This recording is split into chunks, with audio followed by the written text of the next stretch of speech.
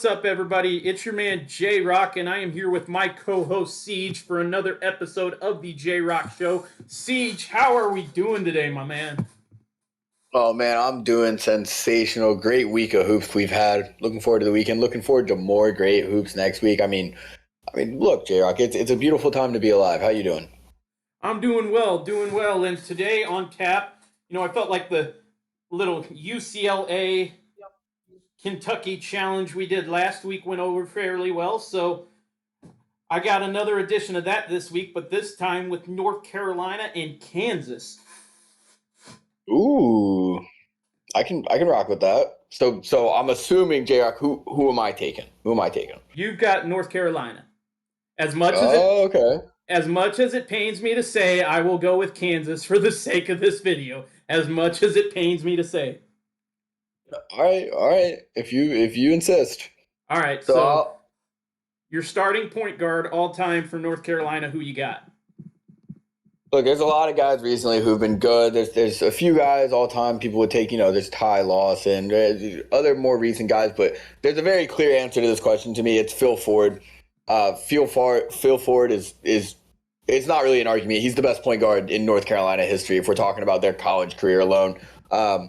First player in ACC history to score over 2,000 points. He won most of the National Player of the Year awards at the time, ACC Player of the Year, first team All-American 3 times. I mean, he was also the reason that Dean Smith was able to found the four-corner offense. So Phil Ford, no question. All right, I rock with that. I rock with that. And now let's see. For Kansas, this is a tough one for me because, Kansas, like North Carolina, so many, just a storied program. I mean, you can't go wrong no matter how you look. And, ooh, gosh, this is tough, but I think I'm gonna go with a surprise with a sort of might be controversial pick, but I'm gonna go with uh Mikailu, Svi Mikailu. Was there for a That's a couple big point guard, was there for a couple but I like years. it. He can stretch the floor. Might not be as much of a facilitator, but offensively, he will definitely bring that long range punch to the point. All right, I like it, but I'll go ahead and say in the head-to-head matchup, Phil Ford wins that one Yeah, I will give you that one. on his Yes, Phil college Ford career. definitely. Yeah. All right, let's move on. Look, actually, you go first, Walter. You go first for the shooting guard. I'll let you take first. Okay. Now, shooting guard, this one was a little.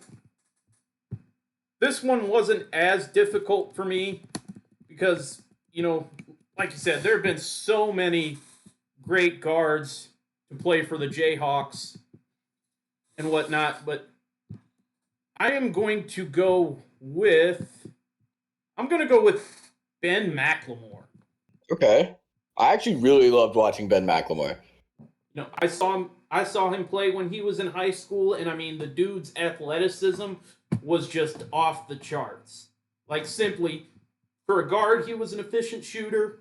I mean, was only there for 1 year, but I mean his athleticism was just completely off the charts. Absolutely. Look, that's nice and all, but I think we all know who wins this position. I Yeah, don't need any explanation. I'm going to take Michael Jordan at my two. I'm going to take yeah. Michael Jordan at my two.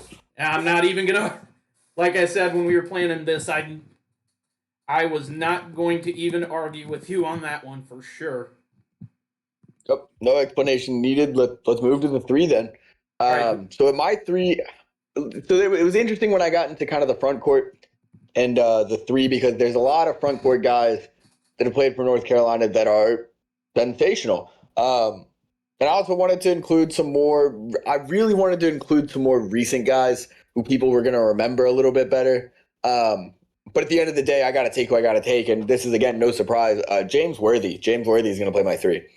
okay, I like that. James Worthy, a big part of those North Carolina teams in the early '80s that won Dean Smith. I believe that was one of his first national championship teams, if I remember correctly. I believe you're correct. Okay, and then the three for me, I got to go with Paul Pierce. Ooh. Gives you some leadership, some scoring at the 3. Now, this one, when you compare him with Worthy, I feel like this is a tough one for me to call. I mean, if we were factoring in their NBA career, I don't think it's a question. I think it's James Worthy. Even though Paul Pierce had a great career in the NBA, but I think it would be James Worthy. But if we're talking just college, the stats are pretty similar. The stats are pretty similar on these guys. Let's call it a push for now. Let's call it a push. Okay. Let's leave it up to the fans because I can't make a call on this one either, to be honest. Okay, that's fair. Okay, so we're at the 4 now, and so many different options you could go with this one, but like I said, I did have one guy in mind for the for my 4 spot, but I see him more as kind of using him at the 5. Ugh, this is tough, man. This is a tough one for me. You think like a guy like Nick Collison maybe wasn't, Legend. I mean, it's not going to jump off the chart at you, but You got to remember it's their college career. Nick Collison was a right. very good player in college. Yeah, and he was, a respectable player in the NBA. I think his number is actually Played for a long OKC time. retired his number. Or was it him or Derek Collison? No, it was Nick Collison. Nick Collison, Okay. OKC legend. You know what? I'm going to go with Nick Collison there.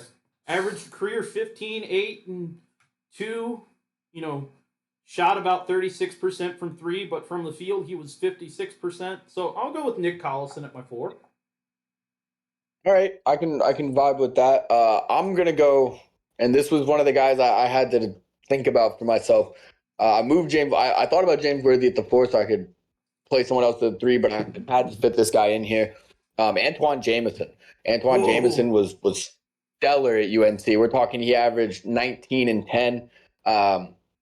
He was second team All-American sophomore year, first team All-American his junior year, and in his third, he won a lot of awards, and he was insane. And if it doesn't say enough, otherwise, he's one of only 8 UNC players to ever have their jersey number retired. So Antoine Jamison's my pick on this one.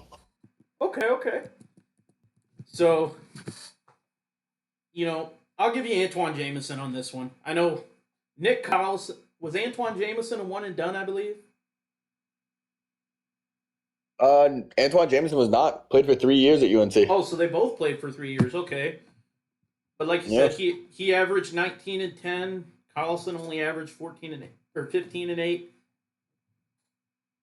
I think I would give the edge to Jamison on this one as well. Yeah, I'll give you the edge on Jamison. Excuse me, on Antoine Jamison.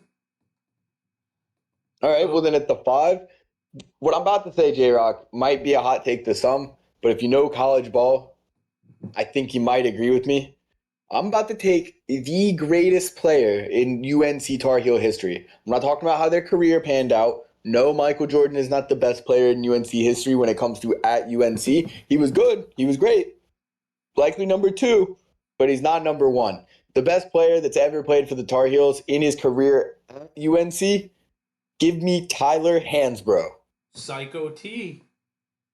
Animal. No brainer for me.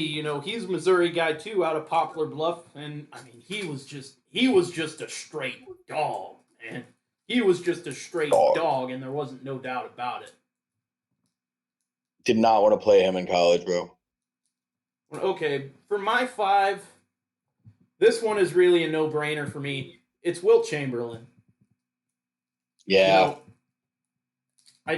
One of the most notable names to, go to Kansas overall. And, obviously if you'd go off his NBA career, like, this one would be a no-brainer. But, college career, even though he was there for only 1 year, averaged 30 and 18 rebounds. This is a no-brainer. 7 feet, almost 280. You can't stop that. You just can't do it. It's unfortunate because you might have picked the one guy at 5 or one of the very few guys at 5 that I'll take them as their college self over Psycho T. But I honestly, Jarek, I thought you were going to pull out Joel Embiid, and I was going to argue Tyler Hansbrough over Joel Embiid all day. I was so prepared to do that, but I'm not going to argue with a guy who averaged 30 and 18. I'm not going to do it. So Okay. So now moving to the sixth man spot, who do you got there? So this is tough. The 6 man are always tough because it's like who do I play? What kind of position do I want? Or actually, I'm gonna go with a more fun one. There's a lot of like old school names you could probably go with that are probably the better choice. But I'm gonna go with someone fun, a name that people will recognize. And I'm actually gonna go Jerry Stackhouse. Ooh, I like that. I like that. Wait, actually, J Rock, can I change my answer? Yeah, I thought of someone flashier. I want Vince Carter. Yep. Can't go wrong with I that want Vince one either. Carter. You cannot go wrong with that one. Okay, so for me, actually, I think I'm going to go back and I'm going to go back to change my point guard answer whatnot, and I think instead of Mikhailo, I'm going to go with JoJo White as my That's the right point pick. guard. I can't believe his name didn't come across my head or whatever when I was thinking about it, and which I'll still give you Phil Ford on that one for now, and then For now. man, this is tough. Going strictly off college career, I'm down between either Mario Chalmers or Joel Embiid. You know, Chalmers, but it's like, what do I need here? You know what? I'm gonna go with Mario Chalmers.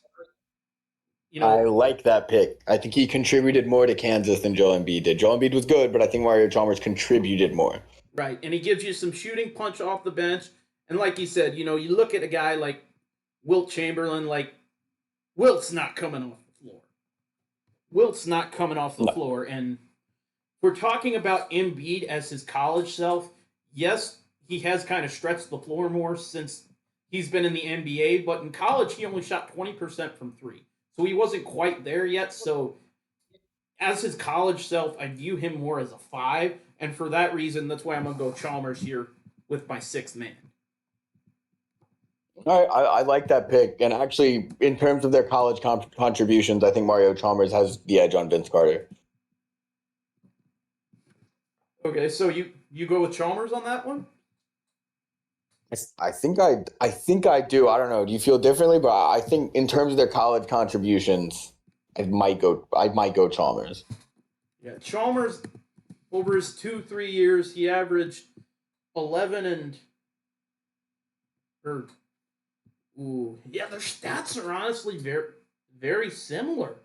Believe it or not, their stats are very similar. Yeah. Chalmers was a better 3-point shooter, but Carter shot slightly better from the field overall. So, maybe it's closer than I thought. You know what? So you have Phil Ford, Michael Jordan, and then who was the other one? Antoine Jameson. You had Antoine Jameson at the 4. So for the sake of this, and going down to the our coach pick for the deciding factor, I say we rock with Chalmers here and have the last one again decide our challenge for today. All right, let's do it. Okay, so Siege, again, 2 insanely good coaches come to mind when you look at the history of North Carolina basketball. But who are you going with to man the sideline for this all-time squad? So there's really only 2 coaches in the conversation here. And while one of them is really good and probably a little more remembered these days, one of them just left the biggest legacy, possibly maybe the biggest legacy in college basketball history. That's not true. I'm overextending. I'm over exaggerating, but I mean the stadium is named after him. Actually, you know what? I am gonna go with the other guy. I'm gonna go with Roy Williams. I'm gonna go with Roy Williams. Dang it! I was gonna go with Roy Williams at KU, but that's all right though. So you go with I mean, you could still go with Roy Williams at KU, Yeah, I mean, but you're not winning that matchup. yeah, then that's a draw. You know what? I'll go with Bill Self. 2 national titles at Kansas. 5 Over Final 700 Fours, wins. multiple Yeah. Elite Eights. Yeah, he is one. National championship short than Dean Smith or than uh, Roy Williams. Excuse me. Yeah, I'll go with Bill Self. I'll stick to recent. I think that's a better choice, but I'm still going Roy Williams on this one. I think there's only a handful of guys that I think beat out Roy Williams. I mean, Roy Williams, we're looking at 9 Final Four appearances, 3 national championships, 3 ACC tournament champions, 9 ACC regular season championships. I'll hear out an argument for Bill Self over Roy, but I'm taking Roy. You know what? And the more I think about it, the more I'll give you Roy Williams on that one. I mean, let's go. Let's go. So Siege, you win this challenge today, I believe, by a score of 4-3, and like you said, two more college basketball programs that really are on their own tier of like historical success. Yeah, absolutely. I mean, these teams are tough to pick for. That's for sure. Yes, indeed. Yes, indeed. Well, all right, everyone. That's going to do it for today's episode of the J-Rock Show. As always, Siege, thank you for joining me. Of course, it was a pleasure as always, brother. All right, y'all. Thank y'all for tuning in to this week's episode of the J-Rock Show. Don't forget to tune in for next week. And as always, see the game, be the game.